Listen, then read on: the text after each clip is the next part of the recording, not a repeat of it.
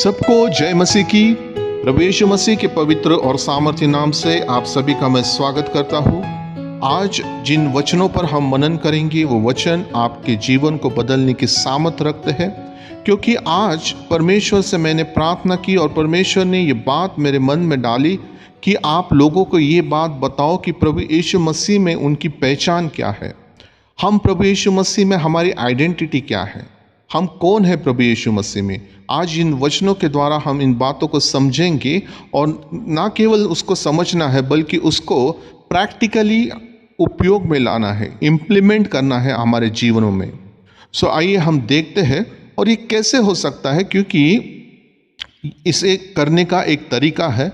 वचन के द्वारा हम इन बातों को समझेंगे और परमेश्वर की पवित्र आत्मा आपको इन वचनों को समझने में आपकी सहायता और मदद करेगी। आमीन। तो मेरे साथ आप निकालिए नीति वचन इसका 18 अध्याय और वचन 21, जिसे मैं आपके लिए पढ़ता हूं। जीव के वश में मृत्यु और जीवन दोनों होते हैं। क्या ध्यान देना है, किसके वश में मृत्यु और जीवन है? बाइबल कहती है जीव के वश में। जीव यानी हमारे मुंह के अंदर जो जुबान है उसके वश में मृत्यु और जीवन दोनों होते हैं, और जो उसे काम में लाना जानता है वह उसका फल भोगेगा। सो हमें जो बात परमेश्वर ने हमारे अंदर दी हुई है वो है जुबान या जीभ जिसे हम कहते हैं, और उसको काम में लाने का जो रिस्पॉन्सिबिलिटी जो है वो हमें हमारे ऊपर ही परमेश्वर ने सौंपी है। और परमेश्वर कहता है वचन के द्वारा कि उसके द्वारा आपको जीवन भी मिल सकता है और मृत्यु भी मिल सकती है। तो आइए हम समझे इसे कि इसे कैसे उपयोग में लाना है। मेरे साथ आप दूसरा वचन निकाले, यशायाह की पुस्तक इसका अध्याय 55 और वचन 11। यशायाह 55 इसका वचन 11 को हम पढ़ते हैं। परमेश्वर यहोवा यह कहता है, जो वचन मेरे मुख से निकलता है वह व्यर्थ ठहरकर मेरे पास ना लौटेगा, परंतु जो मेरी इच्छा है उसे वह पूरा करेगा, और जिस काम के लिए मैंने उसको भेजा है उसे वह सफल करेगा। सो ये वचन काफ़ी इम्पॉर्टेंट है। इससे हमें हिम्मत और बल मिलता है, क्योंकि परमेश्वर खुद ही कह रहा है कि जो वचन मेरे मुख से निकलता है। अब परमेश्वर के मुख से निकला हुआ वचन वो है जो हम बोलते हैं। वो कैसे? क्योंकि हमें पता है कि पवित्र आत्मा जो है वो हमारे अंदर रहती है, और जब हम बोलते हैं तो हमारे बोलने में सामर्थ आ जाती है, क्योंकि हमारा बोलना साधारण नहीं रह जाता, क्योंकि वो पवित्र आत्मा के द्वारा इंस्पायर्ड होकर वो शब्द हमारे मुंह से निकलते हैं। और वो साधारण से शब्द नहीं है, वो शब्द है जो परमेश्वर ने अपने पवित्र शास्त्र में लिखे हैं। आगे वहाँ मैं इस बात को फिर से आपके सामने रखता हूँ कि जो वचन मेरे मुख से निकलता है वो व्यर्थ ठहरकर मेरे पास ना लौटेगा। मतलब जिस काम के लिए उसको भेजा गया है उस वचन को वो काम करके ही वापस लौटेगा। और आगे लिखा है, परंतु जो मेरी इच्छा से है उसे वो पूरी करेगा। सो परमेश्वर की इच्छा क्या है हमारे लिए, ये हमें अब वचन से समझना है कि परमेश्वर ने हमारे लिए क्या इच्छा व्यक्त की है, क्या इच्छा वो हमारे लिए रखता है। उसे जल्दी से हम समझने की कोशिश करेंगे, ताकि हम एक उत्साहित और एक सामर्थी और एक विजय के जीवन की ओर हम बढ़े। आमीन।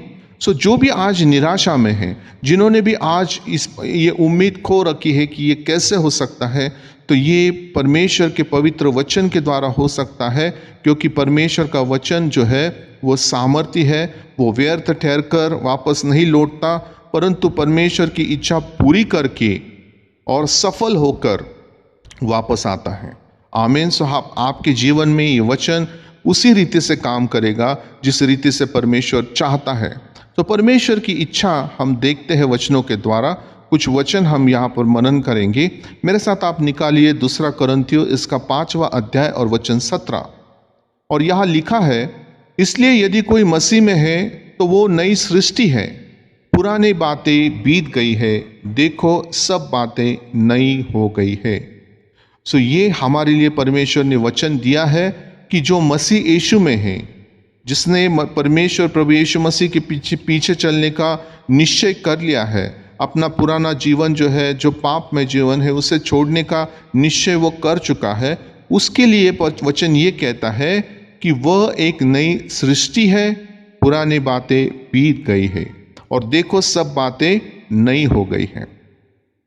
जब आप इस वचन को क्लेम करते हैं, जब इस वचन को आप बोलना शुरू करते हैं आपकी प्रार्थनाओं में, जब आप वचन को डिक्लेयर करते हैं, उसको पहले आप एक्सेप्ट करके कि मैं इस वचन को प्रभु यीशु के पवित्र नाम से रिसीव करता, आपको बोलना है। और जब आप इसका डिक्लेरेशन करते हैं, तब कुछ समय बाद हो सकता है कि आपके माइंड में शैतान फिर से बात करे या फिर वो पुरानी बात आपको याद करवाने की कोशिश करे, जहाँ पर आपने कोई गलती की हो या कोई पाप किया हो, तो उसे फिर से इस वचन के द्वारा मुंह तोड़ जवाब देना है और ये कहना है कि प्रभु यीशु मसीह ये कहता है, वचन मेरे लिए ये कहता है कि प्रभु यीशु मसीह में मैं एक नई सृष्टि हूँ और मेरी पुरानी बातें जो है वो सब बीत गई है और अब मैं पूरी तरह से क्या हुआ हूँ, नया हो चुका हूँ। ये शैतान को आपको सुनाना है, आपको बोलना है जोर से। और जब आप इसको बोलेंगे तो एक समय ऐसा आएगा कि शैतान जो है वो आपके कानों में फुसफुसाना जो है वो बंद कर देगा और यहाँ पर आपकी और वचन की जीत होगी। आमीन। आगे और एक वचन हम देखते हैं, 2 कुरिन्थियों 5:21 में कुछ इस प्रकार लिखा हुआ है कि जो पाप से अज्ञात था उसी को उसने हमारे लिए पाप ठहराया कि हम उसमें होकर परमेश्वर की धार्मिकता बन जाए। अब यहाँ पर और एक आशा देने वाला वचन है कि ये हमारे धार्मिकता के कारण नहीं हुआ है, हमारे कामों के कारण नहीं है, ये हमारे कुछ ऐसे कर्म नहीं है जिसके कारण से हमें ये धार्मिकता मिली है, लेकिन परमेश्वर कह रहा है कि उसके लिए परमेश्वर ने अपने पुत्र यीशु मसीह को क्या किया, जो पाप से अज्ञात था। प्रभु यीशु मसीह ने कोई पाप नहीं किया था, लेकिन वो पाप से अज्ञात था और उसी को उसने, मतलब यीशु मसीह को परमेश्वर ने हमारे पापों के लिए क्या किया, पाप ठहराया कि उसमें हम होकर धार्मिकता बन जाए। धार्मिकता जो है वो परमेश्वर के द्वारा है, वो प्रभु यीशु मसीह के द्वारा है। तो हमें ये बात अभी हमें ये कोई कह रहा है कि तुम पापी मनुष्य हो, तो हम उसको कह सकते हैं वचन के आधार पर कि मैं एक धर्मी व्यक्ति हूँ, क्योंकि उसके लिए किसने दाम चुका है, प्रभु यीशु मसीह ने दाम चुका है मेरे जीवन में। आमीन। तीसरा वचन हम पढ़ते हैं रोमियो की पत्री, इसका 8वां अध्याय और वचन 1। वहां लिखा है, अतः अब जो मसीह यीशु में है उन पर दंड की आज्ञा नहीं। What a great news this is. जो मसीह यीशु में है उन पर दंड की आज्ञा नहीं, क्योंकि वे शरीर के अनुसार नहीं वरन आत्मा के अनुसार चलते हैं।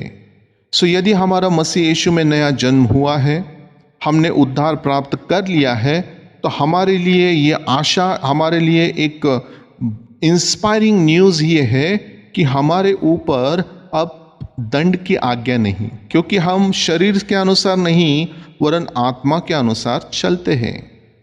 सो ये इतनी आनंददायी बात है और मुझे पूरा विश्वास है कि जब आप इन वचनों का मनन करोगे, जब इन वचनों को आप घोषित करोगे, तो निश्चय ही इन वचनों के द्वारा आप एक नए जीवन में, एक नए स्तर पर, आत्मिक स्तर पर आप कदम रखने जा रहे हो। और केवल आप ही नहीं, आप जिन जिन लोगों से इन वचनों को शेयर करोगे, इस मैसेज को शेयर करोगे, उनके जीवन में भी परमेश्वर अद्भुत रीति से कार्य करेगा, क्योंकि परमेश्वर के वचन जीवित है और सामर्थ्य है। आइए हम और एक वचन देखें। गलातियों की पुस्तक, इसका 3 अध्याय और वचन 26 मैं आपके लिए पढ़ता हूँ। वहाँ लिखा है, क्योंकि तुम सब उस विश्वास के द्वारा जो मसीह यीशु पर है परमेश्वर की संतान हो। आमीन। सो अगर कोई हमको कहे कि तुम कौन हो, तो हमें कहना है कि मैं प्रभु यीशु मसीह पर विश्वास करने के द्वारा परमेश्वर की संतान हूँ। और आखिरी 2 वचनों को यहाँ मैं पढ़कर मेरे मैसेज को कंक्लूड करना चाहूँगा। मेरे साथ आप निकालिए फिलिपियों की पत्री, इसका 4 अध्याय और वचन 19। वहाँ लिखा है, मेरा परमेश्वर भी अपने उस धन के अनुसार जो महिमा सहित है मसीह यीशु में है, तुम्हारी हर एक घटी को पूरी करेगा।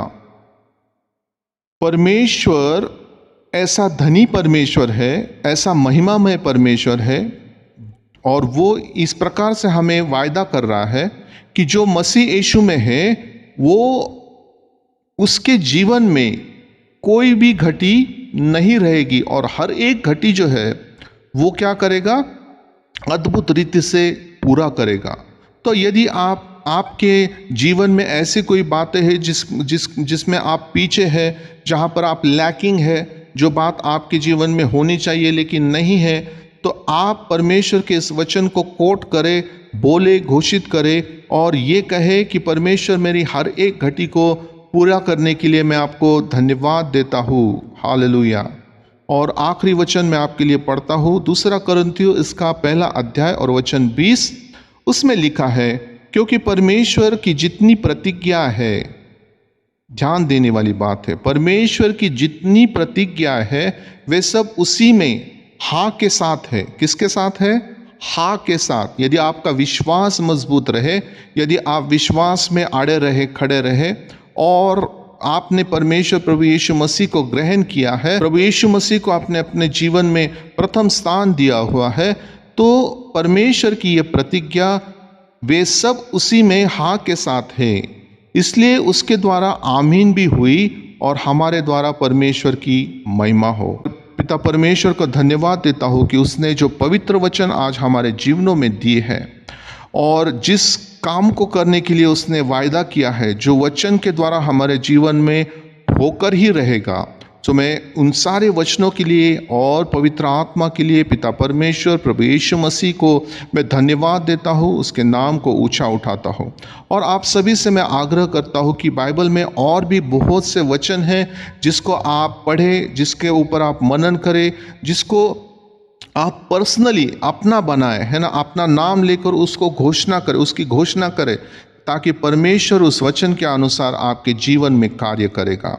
आमीन। आप अपने जो जुबान है ना, जो जहाँ पर हमने पहले वचन में पढ़ा, नीति वचन 18 के 21 में, कि जीभ के वश में मृत्यु और जीवन दोनों होते हैं। सो हमें हमेशा वचनों को घोषित करना है अपने जीवन में, अपने जीवन के लिए, ताकि हम एक विजयी और सामर्थ्य जीवन जिए। आमीन। सो आइए हम प्रार्थना करें। पिता परमेश्वर, हम सच में आज आनंदित हुए प्रभु, क्योंकि आपके वचन के द्वारा प्रभु परमेश्वर आपने जो हमारा धैर्य बढ़ाया प्रभु राजा, जो हम निराशा में थे प्रभु राजा, जो नकारात्मक बातें प्रभु हमारे मन में थी, जीवन में थी प्रभु, वो इस वचन के द्वारा आपने हमसे दूर की प्रभु। इसलिए हम धन्यवाद देते हैं प्रभु।